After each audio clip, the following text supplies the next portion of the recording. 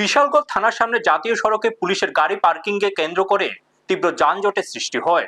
অভিযোগ, থানার ভেতরে পর্যাপ্ত পার্কিং এর জায়গা না থাকায় দীর্ঘদিন ধরে পুলিশের একাধিক গাড়ি জাতীয় সড়কের উপর দাঁড় করিয়ে রাখা হচ্ছে।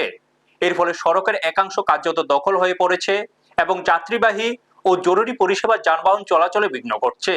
স্থানীয়দের দাবি, জাতীয় সড়কে অবৈধভাবে গাড়ি পার্কিং করলে সাধারণ মানুষের বিরুদ্ধে পুলিশ কঠোর ব্যবস্থা নেয়, কিন্তু একই নিয়ম পুলিশের গাড়ির ক্ষেত্রে কার্যকর হচ্ছে না। ফলে থানার সামনে আইন প্রয়োগে দ্বৈত নীতির অভিযোগ উঠেছে। এই দিন যানজটের কারণে বেশ কিছুক্ষণ ধরে বিভিন্ন যানবাহন আটকে পড়ে। অভিযোগ, ঘটনাস্থল থানার সামনে হলেও যানজট নিয়ন্ত্রণে পুলিশের তৎপরতা চোখে পড়েনি। পথ চলতি মানুষ ও গাড়ি চালকদের একাংশের দাবি, জাতীয় সড়ক দখল করে এইভাবে গাড়ি পার্কিং বন্ধ করা হোক এবং বিকল্প পার্কিং এর ব্যবস্থা করা হোক। তাদের প্রশ্ন, সাধারণ মানুষের ক্ষেত্রে আইন প্রয়োগ হলে পুলিশের ক্ষেত্রেও একই নিয়ম কার্যকর হবে কিনা। এই ঘটনায় দক্ষিণ পুলিশ প্রশাসন কি পদক্ষেপ গ্রহণ করে সেদিকে এখন নজর সংশ্লিষ্ট মহলের।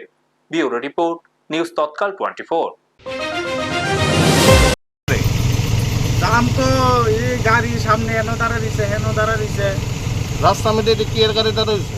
রাস্তার ভিতরে তো এনো পুলিশের গাড়িও দাঁড়া দিছে, সাধারণ মানুষের গাড়ি তো আছে। এইভাবে রাস্তার মধ্যে পুলিশের গাড়ি কি দাঁড় করে যেতে পারে? এমনি তো দাঁড়াইতে পারে না। আপনার কোনো অসুবিধা হইতেছে না? অসুবিধা তো হইতো, জাম, যাত্রীরা যাইতে পারতেছে না, আইতে পারতেছে না, এই অসুবিধাই চলতেছে। কোন রোডে গাড়ি আপনার এটা?